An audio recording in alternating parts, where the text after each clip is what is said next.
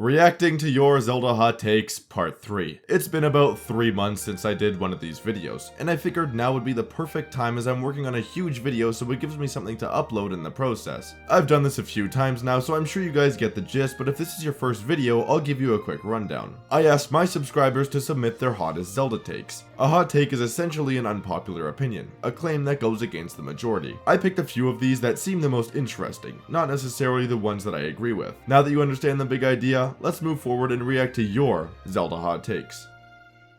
Tristan0070 said the 3DS era was the best era for Zelda with games like A Link Between Worlds and the remakes of Ocarina of Time and Majora's Mask. Now at first when I read this one, I was kinda like, there's no way the 3DS era is the best era, but then I thought about it more and I kinda actually really agree with this. As a lot of you already know, Ocarina of Time and A Link Between Worlds are my favorite Zelda games by far. They're like my 1 and 1 for Zelda games. And I think the remakes of both Ocarina of Time and Majora's Mask, well, Majora's Mask remake isn't that great, but Ocarina of Time's remake is really good. And A Link Between Worlds is of course a phenomenal game. I have so much personal nostalgia for the 3DS as it was one of my first consoles and like my biggest console growing up besides the Wii. So I personally agree with this take, but I can totally understand if you would say another era is your personal favorite. Will the Conk 4572 says Breath of the Wild is not a Zelda game. It changes too many things about the classic formula to be one. It's a Zelda game. I'm sorry, this is the stupidest argument I've ever heard in my entire life. I don't care how much a game changes from the normal Zelda formula, I say that with air quotes by the way. If a game is called The Legend of Zelda, it's a Zelda game. Like, it doesn't like get exiled from the Zelda frickin' timeline just because it's not like the classic formula. I agree with it not being that similar and it's really different from the normal Zelda games, but I completely 100% disagree because this is not even a take, this is a fact. Like, Breath of the Wild is a Zelda game, so I don't know. I think this is really stupid, and I've seen this take actually multiple times, and I've always thought it was really stupid. EEOG-1 says the Divine Beasts are super fun and are probably some of my favorite dungeons. Well, I do personally disagree with this take. I actually respect the Divine Beasts a lot. Obviously, their biggest flaw by far is that they're all remotely the exact same thing with, you know, a few mechanical changes and slightly different atmospheres around them. I think they're all okay to like mediocre, but I don't think any of them really stand out as like great. And definitely not some of my personal favorite dungeons. But of course, if they're your favorite dungeons, that's your opinion, but I would have to disagree with this one, though I do respect the Divine Beast and what they did. I just wish that there was a little bit more variety in the mix. Supa Dice says Jabu Jabu's Belly is a worse dungeon than the Water Temple in Ocarina of Time. Yes.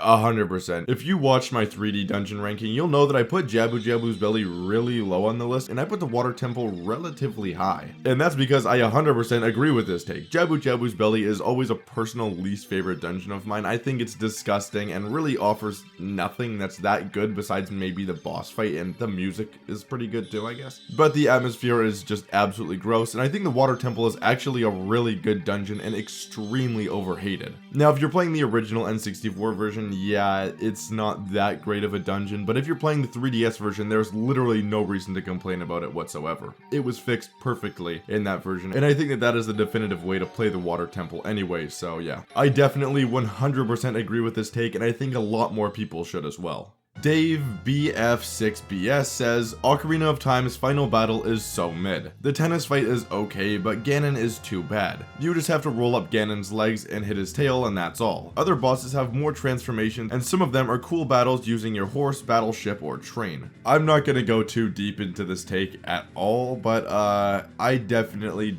disagree with this, but I do think that it's not that great of a finale. I think that there are definitely better ones, but I don't think that this is even remotely close to being mid. I'm currently making a video where I'm ranking every single 3D Zelda boss, so you'll have to see more of my opinion when that video comes out, but just know that it's definitely not gonna be like this. Ellie Bell says, I'm glad I missed out on this, I have nothing to say. Well, you didn't miss out on it, and you're being included in the video, so Too bad. Vader Walk says, regarding Twilight Princess, this game is bookended by poor pacing, but the moment you enter the water temple to the moment you finish the Temple of Time is a perfect Zelda gameplay loop. Now, I actually didn't really know what he meant at first, but after realizing this, I completely understand. The introduction and conclusion of Twilight Princess is quite slow and can drag on for way too long at times. But I do definitely agree. Now, that's not saying that the water temple or Temple of Time are perfect dungeons by any means, but I do definitely agree that the pacing there is almost perfect. This gameplay loop features some of my favorite dungeons ever, like Snow Peak Ruins or Arbiter's Grounds. So I definitely agree with this take, and it's something I never would have really thought myself, so really great take. D-Strawn YT says, the sailing in the boat in Wind Waker sucks. It's slow and way too much ocean. Wii U version barely saves it. Congrats on 10k by the way, and thank you so much, I really appreciate that.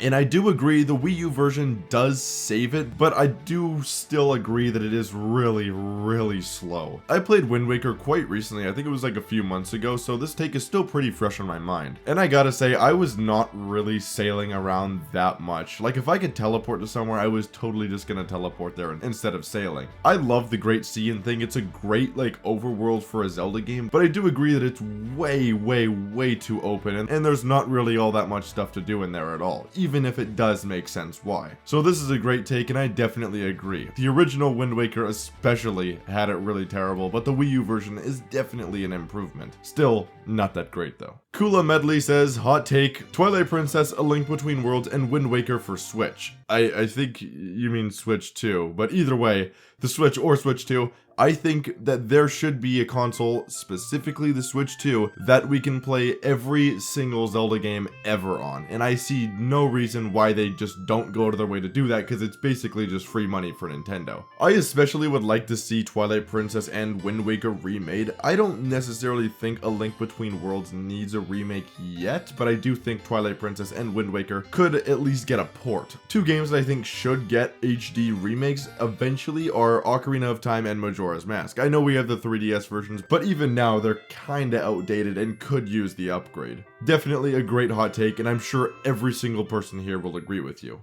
This is probably the most interesting hot take I've ever received because it's something I've been thinking about a lot. Jed Price 7002 says, there's way too many people who call Minish Cap underrated, which now makes it overrated in my mind. This is gonna go a little bit off topic, but in general, if you call something underrated too many times, it doesn't become underrated anymore. It completely loses the whole entire point of calling it underrated, which for Minish Cap I think is a perfect example of this. I think Minish Cap is a great game, and I definitely don't think it's overrated, but I do think that it's no longer even close to being underrated. Saying something is underrated means it's not getting as much praise as it deserves, and calling something underrated so many times is just gonna completely kill that whole entire point of it being underrated in the first place. And this actually applies to so many things just in general in life. So this is a really great hot take and a really interesting way of phrasing this too. I really enjoy this take. Sean Jones J6U says, Link's Awakening has the best plot twist in all of the series.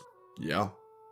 I agree. The only plot twist that I think would even be kinda close, or like maybe Hilda and Ravio in A Link Between Worlds, but that's probably just my bias showing. I think Link's Awakening easily has the biggest plot twist and the best plot twist in the entire franchise, so I don't even think I need to elaborate on this one very much. I completely 100% agree with you here. Matthew's Corner 2990 says, I never had a problem with Skyward Sword's motion controls on the Wii. They simply require patience. The problem is people try to rush strikes without taking the time to steady them. Now this is one that I 100% agree with, and I am so passionate about this topic. The motion controls on the Wii, on the Switch, no matter what it is, they're great, and they fit Skyward Sword so well and make the game really fun and unique. When I was making my 3D boss ranking, I realized that there's a lot of bosses that I love simply due to the motion controls. And you'll see when that video eventually releases, but it really impacted on how I felt about a boss. So I 100% agree with this hot take, and I think a lot of people, honestly, it's just a skill issue. They can be jank at times, but overall,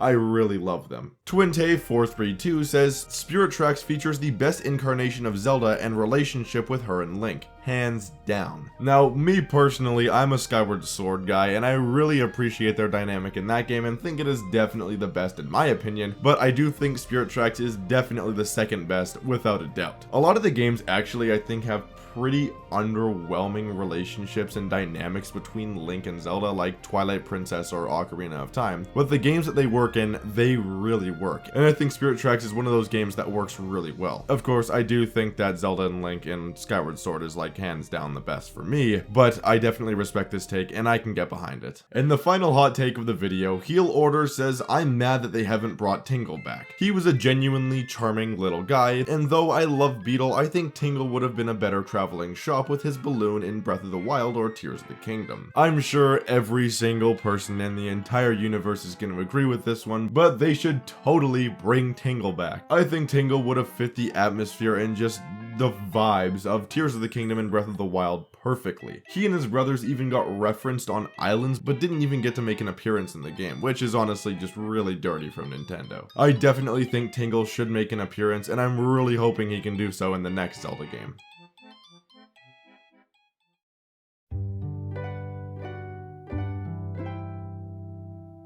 Alright, that about does it for the video. Thank you guys so much for submitting all of your Zelda hot takes. I really feel bad every time I can't cover them all, because you guys submitted like almost like 200 of them, which is just absolutely insane, and obviously I can't realistically do that in a video without it being like 4 hours long. Though that doesn't mean stop sending them in, I still really appreciate them, and I do read them all, I just don't put them in the video. I apologize if my voice sounds a little bit weird. I've been dealing with sickness for like the past month now, and it's getting really irritating. I really wanted to get this video out, and I just started recovering from this cold, so I figured that I might as well, you know, start recording now that I'm feeling a little bit better. And of course, be on the lookout for my new video where I rank every single 3D Zelda boss from worst to best. There are 85 bosses to cover, and the video is like 2 hours long. You guys are really gonna love it. It's gonna be my biggest and best video yet, I promise you. Anyway, thank you guys so much for your continued support. It means a lot. If you enjoyed the video, be sure to like and subscribe to the channel. It really helps me stay motivated to see that people are loving the content. Thank you guys so much for everything. You guys are the best. I'll see you guys in the next one.